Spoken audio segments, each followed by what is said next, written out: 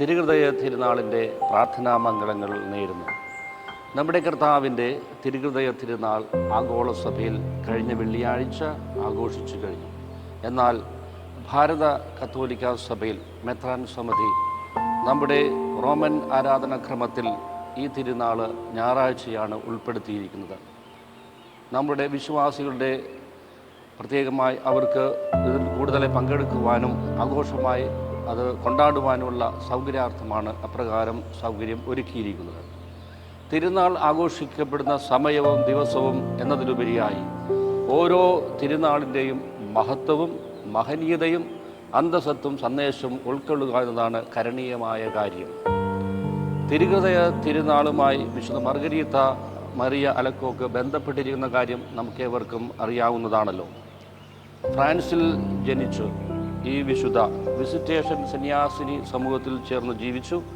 1824 ലയോ 12 പാപ്പ ധന്യപദവിയിലെത്തിച്ചു. 1866 9 പിയൂസ് പാപ്പ വാഴ്ത്തപ്പെട്ടവളാക്കി. 1920 ബെനഡിക്റ്റ് 15 പാപ്പ വിശുദ്ധ പദവിയിൽ എത്തിച്ചു.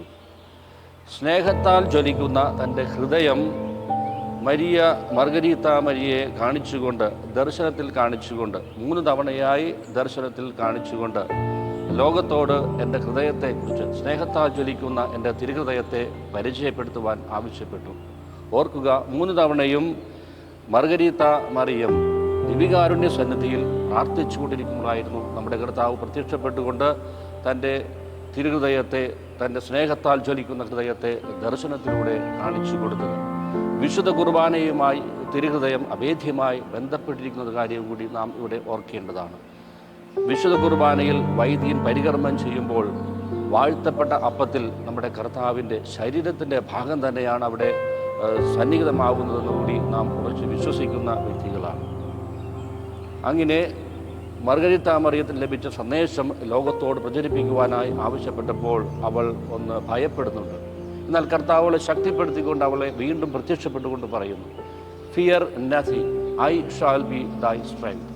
ഞാൻ നിൻ്റെ ശക്തിയായിരിക്കും. നീ ഇത് പ്രചരിപ്പിക്കുവാനായിട്ട് ഈശോ അവളെ ശക്തിപ്പെടുത്തുന്നതായി കാണുന്നു. അങ്ങനെ തിരുഹൃദയ ഭക്തിക്ക് സഭയിൽ തുടക്കം കുറിച്ചു.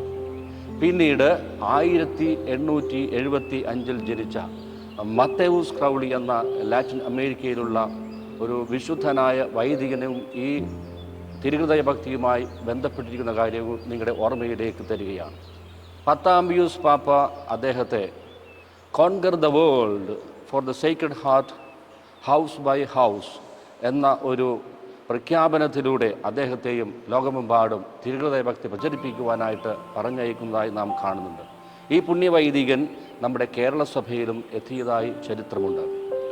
ഹൃദയത്തിൽ നിന്ന് തിരുഹൃദയത്തിലേക്ക് നാം യാത്ര ചെയ്യണമെന്ന വലിയ ഓർമ്മപ്പെടുത്തലാണ് തിരുഹൃദയ തിരുനാളിൽ ഇന്ന് നമ്മുടെ കർത്താവ് നമ്മെ ഓർമ്മപ്പെടുത്തുക.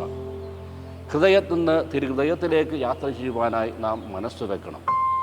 ശരീരത്തിൻ്റെ എല്ലാ വശങ്ങളിലേക്കും രക്തം പമ്പ് ചെയ്യുന്നത്, രക്തം ഒഴുക്കുന്നത് ഹൃദയമാണ്. ആദ്യം ഉരുവാക്കപ്പെടുന്ന ശരീരത്തിൽ ആദ്യം ഉരുവാക്കപ്പെടുന്ന അവയവവും ഹൃദയം തന്നെ എന്നാണ് ശാസ്ത്രം പറയുന്നത്. സ്നേഹത്തിൻ്റെ ചിഹ്നം അടയാളമായി, സ്നേഹത്തിൻ്റെ അടയാളമായി, ചിഹ്നമായി, പ്രതീകമായിട്ടൊക്കെ നാം ഹൃദയത്തെ വരച്ച് കാണിക്കാറുണ്ട്. വാക്കുകളില്ലാതെ സ്നേഹത്തെ വരച്ചു കാണിക്കുന്നതാണ് ഹൃദയമെന്ന് പറയുക. അങ്ങനെയെങ്കിൽ ഹൃദയം എന്നത് മനുഷ്യൻ്റെ കേന്ദ്രബിന്ദുവായി മാത്രമല്ല, ഞാൻ പറയും അത് നമ്മുടെ ആത്മീയതയുടെ ഒരു അടയാളവും ചിഹ്നവുമായി കൂടി നിലകൊള്ളുകയാണ്. അതുകൊണ്ടാണ് പഴയ നിയമത്തിൽ ദാവീദിനെ നോക്കിക്കൊണ്ട് ദൈവമായ കർത്താവ് പറഞ്ഞു, a man with God's own heart, എൻ്റെ ഹൃദയത്തിന് ഇണങ്ങിയ വ്യക്തി എന്ന് പറയുന്നു. ഹൃദയവും ആത്മീയതയുമായി അഭേദ്യമായി ബന്ധപ്പെട്ടിരിക്കുകയാണ്.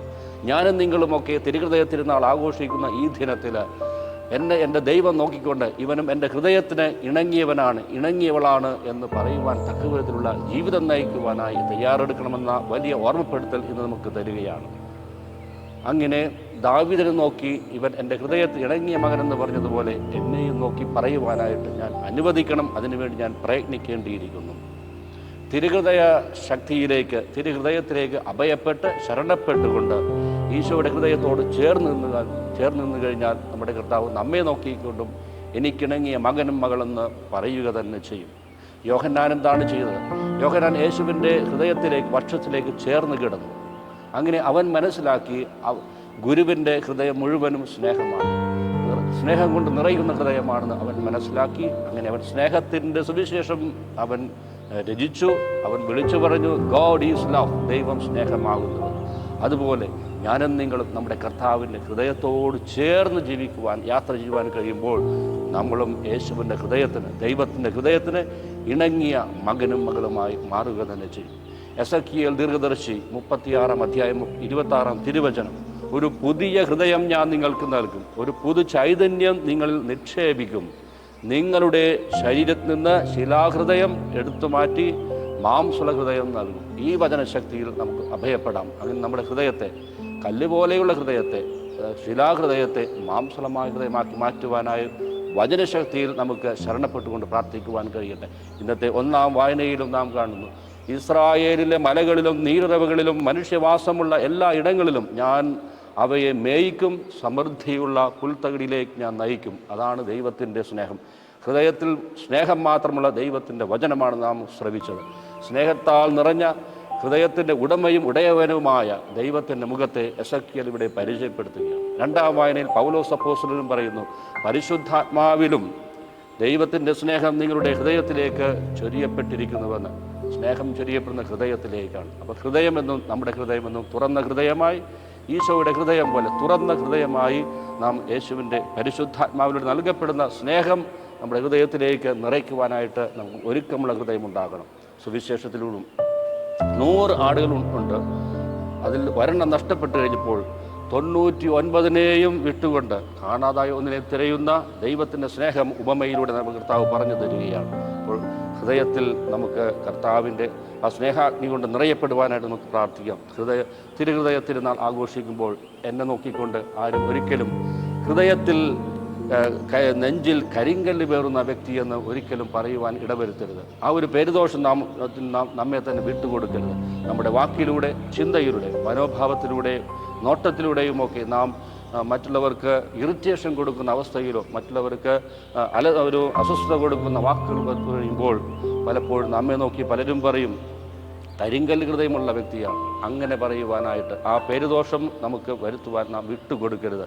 ഹൃദയ ശാന്തതയും എളിമയുമുള്ള ഈശോയുടെ തിരുഹൃദയമേ, എൻ്റെ ഹൃദയവും അങ്ങേ ഹൃദയത്തിന് ഒത്തതാക്കി തീർക്കണമെന്ന പ്രാർത്ഥനയോടുകൂടി നമുക്ക് ഈ തിരുനാൾ ആഘോഷിച്ചുകൊണ്ട് ഈശോയുടെ ഹൃദയത്തിന് ഒത്തതായ ഹൃദയമായി ജീവിക്കുവാനായിട്ട് അനുഗ്രഹിക്കണമെന്ന് പ്രാർത്ഥിച്ചുകൊണ്ട് ആത്മീയമായി നമുക്ക് ഉയരുവാനായിട്ട് പരിശ്രമിക്കാം.